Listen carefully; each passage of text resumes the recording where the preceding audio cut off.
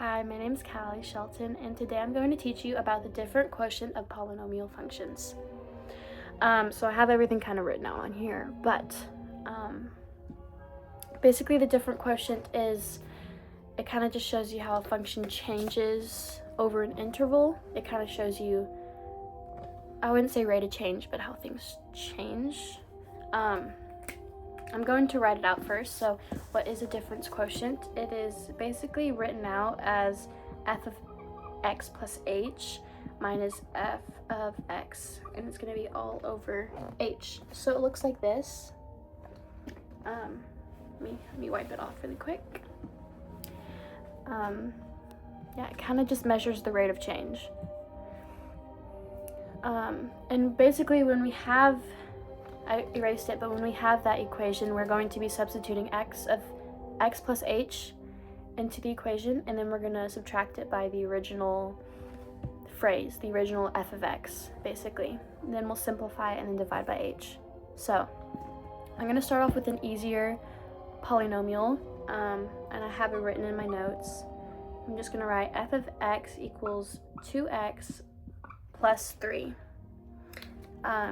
And basically we want to find, in this situation, we want to find x plus h. So I will take x plus h and then I'll implement it into my equation. So f x plus h equals 2x plus h plus 3. We have it like this now. And I'm just going to hurry and distribute this.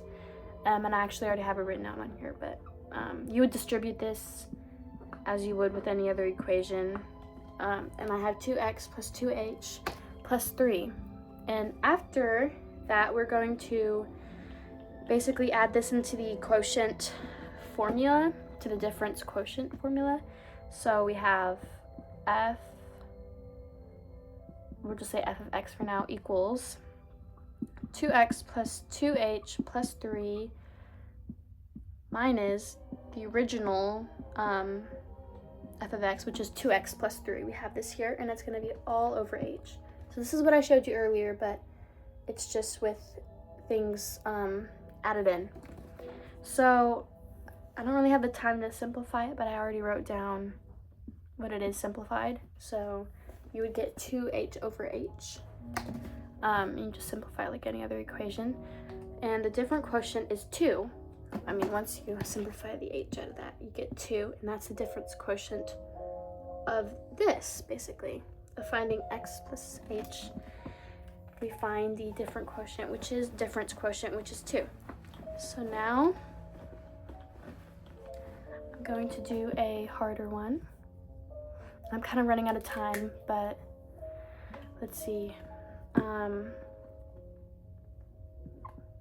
F of x equals, this is the harder one that I have, x squared minus 4x plus 1.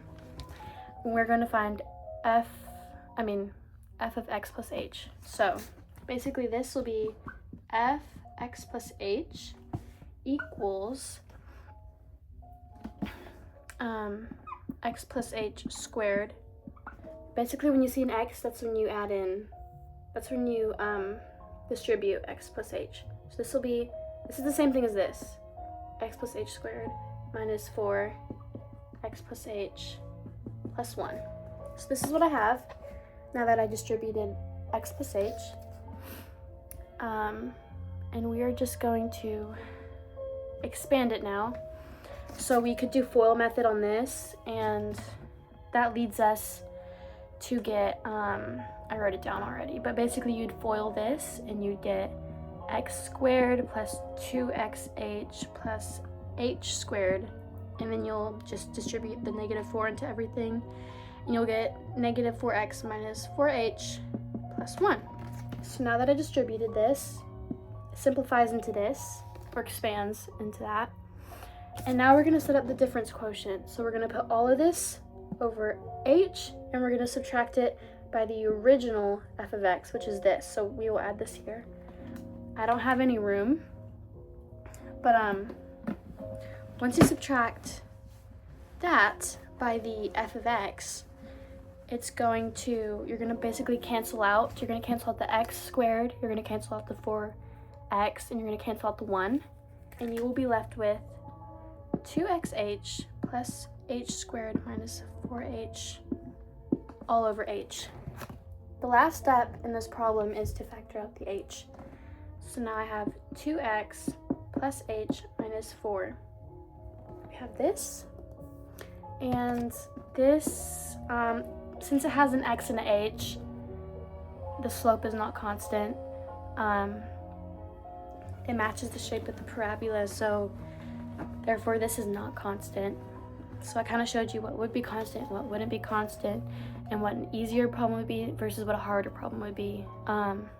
Problems that I have when solving these, like some mistakes you may make, I wrote it down, is sometimes I forget when I'm distributing.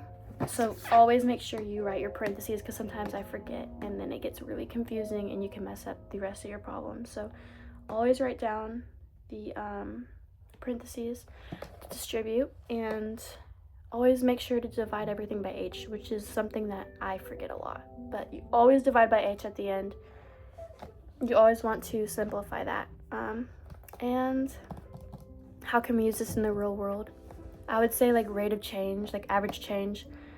You would definitely use that in like marketing or like anything online. I feel like just dealing with maybe the finances of a company, for instance, you could determine maybe like salary change or things like that. But yeah, this is very helpful, and thank you.